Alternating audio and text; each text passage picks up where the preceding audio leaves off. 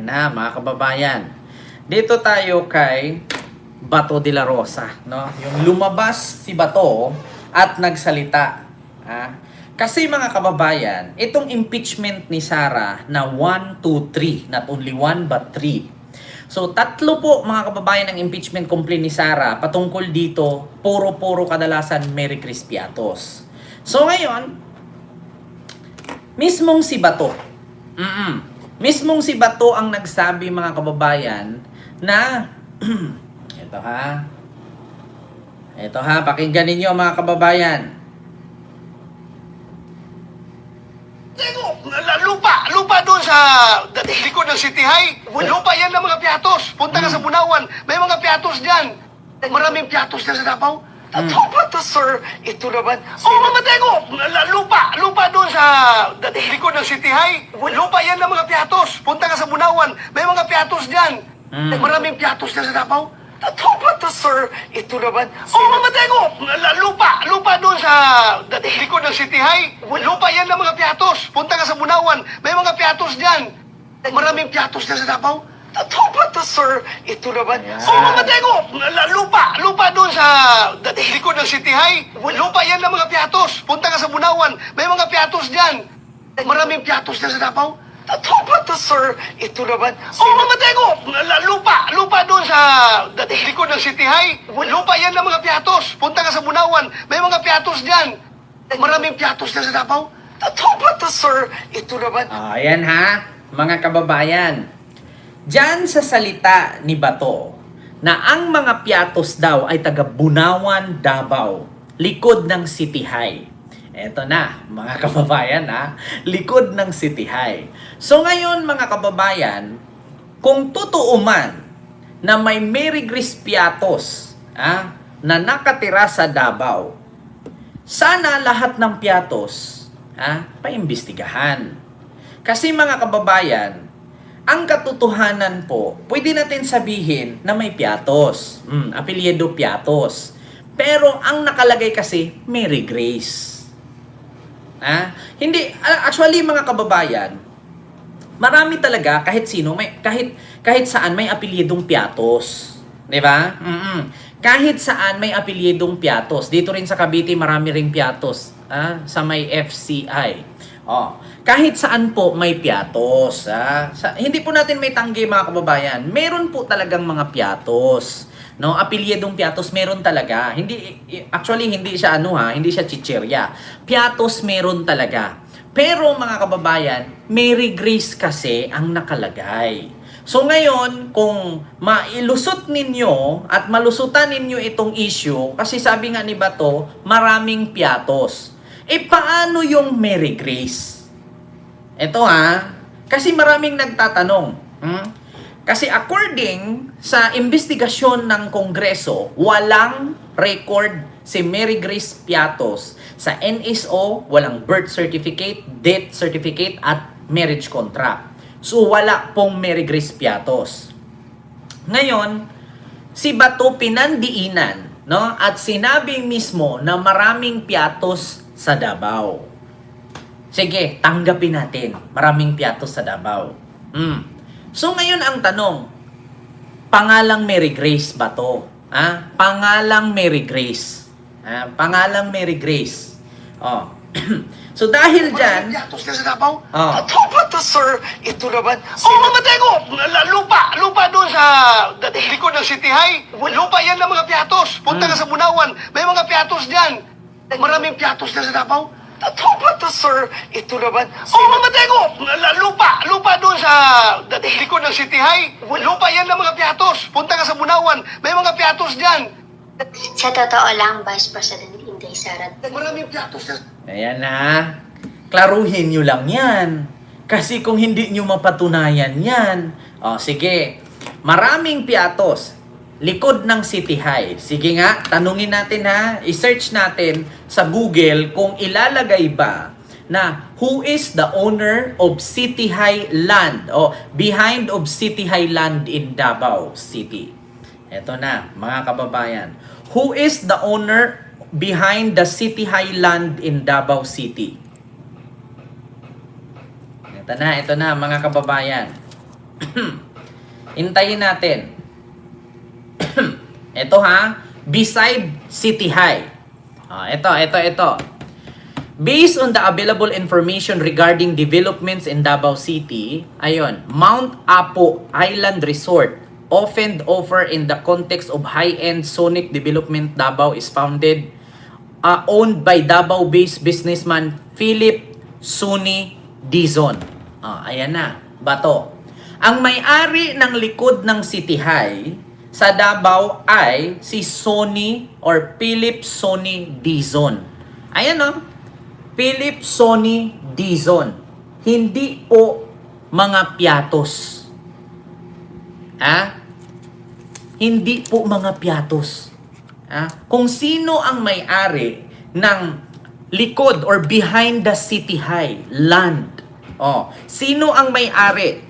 Founder, owner, Philip Sony Dizon, who is also known as developing the Davao Crocodile Park and Davao Wild Water Adventure. Location, the resort is located the Highland or City High, catering to the nature-inspired, this keep secret aspect of duration tourism. Note, the search result also highlighted other major development in Davao such as the Musaland, Florindo family, also Div Alcantara Group, and Ayala Land. The specifically linked to the Mount Apo Highland and City High is Sony Dizon. Ayan na tayo. Mga kababayan. Ayan na ba to? Basahin nyo kahit i-search nyo na yon. Who is the owner of the land behind the City High in Davao City? Ang lumalabas ay si Philip Sony or Sunny Dizon. Bukod dyan, mga katabi na lupa, ang apelyido na nagmamay-ari ay Damosaland Florindo family, na which is yan yung apelyido ng jowa ni Katibinan. At also Dave Alcantara Groups and Ayala Land. Ayan na, bato. Ayan na, bato. I-search pa rin natin, mga kababayan. Ulitin natin. In spelling loss. Di ba? Ayan na, mga kababayan. Baka caretaker ang mga piatos. Ayan na. Bato, patunayan mo yan. Kailangan lumabas ka sa hearing sa impeachment ni Sara. Kailangan present ka dun Nagpa-interview ka nga kay Karen Davila 'di ba? Tapos sa hearing hindi ka lalabas. Nako po, mga kababayan. Ito Davao, Sony Dizon. Ayan po si Sony Dizon. Ayan. Siya po ang may-ari, mga kababayan, ng City High. Si Sony Dizon. Ayala Land, Florindo, at mga Alcantaras Group. Mga ownership. Wala pong nakalagay na Mary Grace Piatos or mga Piatos. Naku po, mga kababayan. Nakakahiyang kasinungalingan ito. Ayun. Ken, search kung may birth certificate for Mary Grace Piatos. Ito. Sige, Ma'am Lilito Nini. Ayan. Sige i-search natin, mga kababayan. Mary Grace Piatos. Birth certificate. Hindi nga. Paano? Alam nyo, mga kababayan, hindi talaga nila tumaano. Ito. Na si Mary Grace Piatos ay ang pangalan sa mga resibo na sinumite ng Walang taong Mary Grace Piatos. Ayon po yan mismo sa Philippine Statistics Authority. Si Ayan. Piatos ay umano'y isa sa mga tumanggap at pumirma sa mga resibo para sa confidential funds ng opisina ni Vice President Sara Duterte. Nakalahad sa report ng PSA, wala sa kanilang records, mapa-birth, marriage, o death certificate ng isang Mary Grace Piatos. Pero maaari raw silang maghanap ulit kung maibibigay ang pangalan ng kanyang mga magulang o anumang importanteng petsang may kaugnayan sa buhay niya. Ipinasa na raw ang naturang dokumento sa Kamara bilang bahagi ng investigasyon nito sa umano'y maanumalyang paggasta ng opisina ng bise. Ayon naman kay Tingog Party List Representative Jude Asidre, maaaring maharap sa reklamong technical malversation si VP Duterte dahil dito. Sabi naman ni Kabataan Party List Representative Raul Manuel na patibay nito ang akusasyon laban sa bise ng maling paggamit ng pondo. Wala pang pahayag ukol dito ang kampo ni VP Sara. Nag-invento ng mga resibo para madepensahan yung hindi tamang paggamit ng confidential funds. Ngayon, meron na talagang konkretong patunay na hindi ginamit ng tama ang pera ng bayan. So even that confidentiality is not absolute, especially when there is a notice of disallowance. At may mga red flags tayong nakita. Kita ninyo, mga kababayan. Sabi yung piatos, nasa result na pakayaman ng mga piatos sa Davao. Ang lalaki ng lupa ng mga piatos sa Davao. Walang record ng kapanganakan, wala rin record ng kasal, o wala rin record na namatay. Ito yung mula sa Philippine Statistics Authority o PSA, ang pangalang Mary Grace Piatos, na sinasabing lumagdan ng ilang kinekwestiyong resibo para sa confidential expenses ng tanggapan ni Vice President Sara Duterte. Wala kayong nakitang maliit kay Mary Grace Piatos, yung mga pirmang pare-pareho. Bakit kasi nagbubukas? Magtanong nga kayo sa Davao kung sino yung Mary Grace Piatos. Kilala niyo? Maraming piatos na sa Davao. Totoo ba to, sir? Ito naman. Oh, mamatay ko! Lupa! Ayan ha. Ayan ba to? Panindigan mo yan. Ha? Panindigan mo yan. Mga mayayaman daw ang mga piatos sa Davao. Sige nga. Sige, try natin ha. Google natin. Ito, mga kababayan. Totoo ba na mga mayayaman ang mga apilyedong piatos sa Davao? Ito na. Listahan ng mga peking pangalan. May totoong pamilyang piatos sa Davao, sabi ni Bato. Walang lumalabas, mga kababayan. Maskin sa Google, wala pong mga apilyedong piatos. Ito ha. Ito, basahin ko. Dito tayo sa AI or sa ChatGPT. Totoo ba na mga mayayaman ang mga apilyedong piatos sa Davao? Sa kasalukuyan, walang kilalang old money or tanyag na pamilyang mayaman sa Davao na apilyedong piatos. May mga apilyedong piatos, malamang ay nagmula ito sa isang internet meme or bero sa social media. Narito ang ilang dahilan kung bakit ito naging usap-usapan. Ang koneksyon sa Jack and Jill.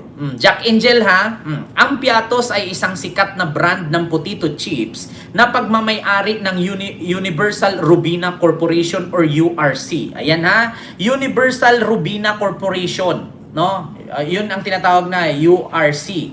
Ang pamilyang may-ari nito ay si Gokong We. Ayan na mga kababayan ha. Si Gokong We, ang pinakamayaman na nagmamay-ari kay Piatos. Putang ina, Gokong We. Sir Gokong We, business tycoon. Sa Forbes, pinakamayaman sa Pilipinas. Ilabas mo na si Mary Grace Piatos. Putang ina ka ba to? Kung ano-ano pinagsasabi mo. Isa sa pinakamayamang pamilya sa Pilipinas. Hindi pamilyang Piatos. Ayan na, Jack and Jill. Connection. Jack and Jill, ang Piatos ay isang sikat na brand ng potato chips. Ayan na ha.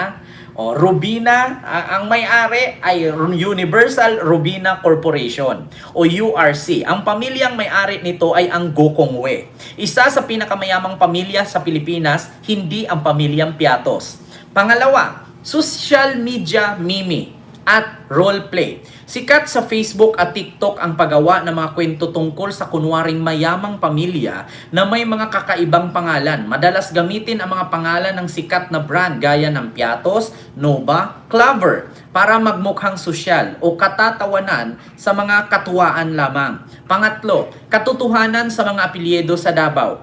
Kung ang pag-uusapan ay ang mga tunay na maimpluwensya at mayamang pamilya sa Davao, ang ilan sa mga kilalang pangalan ay Duterte, Politika; Florendo, Agrikultura; Alflo, Management; Alcantara, Energy, Alson; Uy, Phoenix, Petroleum; Chelsea, Logistic; Bangayan, Real Estate, Business.